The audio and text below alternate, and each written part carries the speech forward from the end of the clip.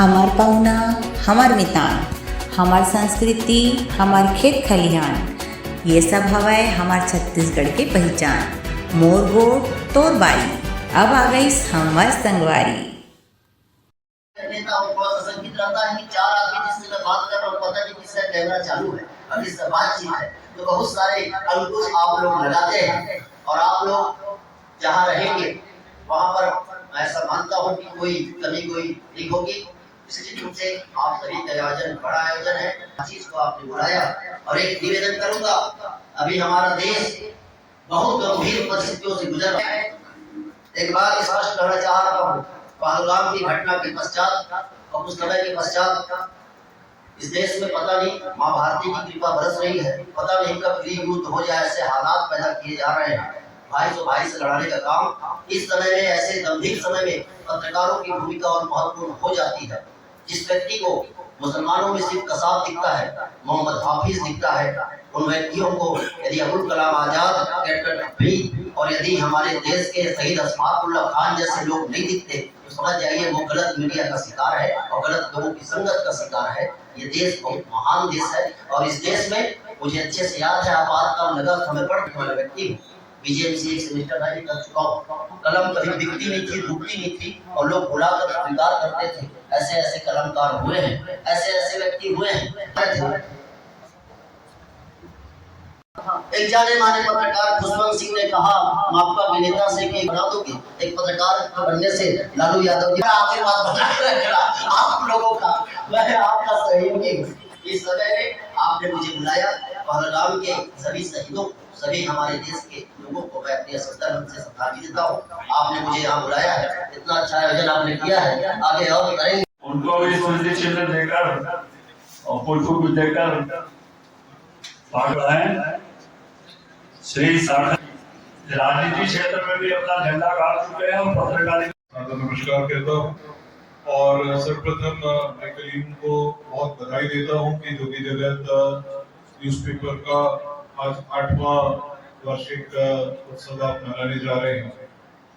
मेरे लिए ये प्रथम अनुभव है कि जहाँ पर मैं आपके बीच आकर के अपनी बात रख सकूं, और चूंकि आज मुझसे पहले जो वक्ता ने बात की, पत्रकार एकता की बात की, तो मैं खुद इस बात पर विश्वास करता हूँ कि कलयुगी संगठन शक्ति, ऐसा कहा गया है भगवद गीता में भी कि अगर कलयुग में आपको बचे रहना है तो संगठित रहना बहुत जरूरी है, क्योंकि जो भी समाज या जो भी समूह अगर संगठित है तो ही उनकी आवाज सुनी जाती है, तो ही उनका कोई वजूद है। और जहां कहीं पर भी लोग संगठित नहीं है तो वो लोग अन्याय का शिकार होते हैं। मैं चूंकि शिक्षा के जगत से विगत 20 वर्षों से बिलासपुर में सेवाएं दे रहा हूं, तो अक्सर जब हम अपने शिक्षकों से बात करते हैं तो हम उनसे एक प्रश्न पूछते हैं कि आप में से कितने शिक्षक हैं जो बाय चॉइस शिक्षा के क्षेत्र में आए हैं या बाय चांस शिक्षा के क्षेत्र में आए।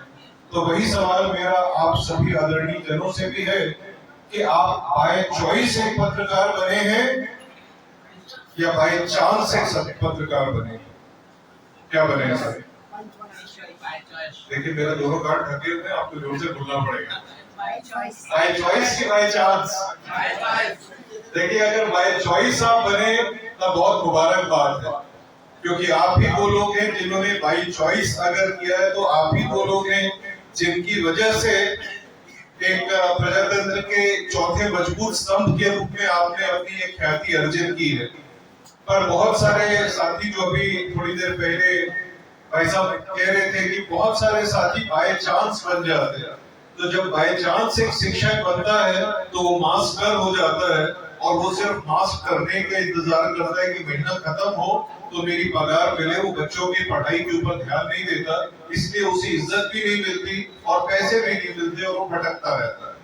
पर जो बाय चॉइस टीचर होता है उसके लिए उसकी सफलता बाय प्रोडक्ट है उसके काम का, कि वो काम में इतना तल्लीन है, पढ़ाई में इतना तल्लीन है, इतने नवाचार में तल्लीन है कि उसका बाय प्रोडक्ट के रूप में उसकी तरक्की है कि हर स्कूल हर संस्थान उस ऐसे टीचर को अपने यहाँ रखना चाहता है। और वही बात है आज पत्रकारिता में भी कि अगर आप बाय चॉइस पत्रकार बने हैं तो आपकी कलम में, आपकी लेखनी में वो धार होगी, वो पैनापन होगा कि जो भी व्यक्ति आपके वक्तव्य को सुने या आपके लेख को पढ़े तो उसके अंदर में क्रांति का भाव जागना चाहिए।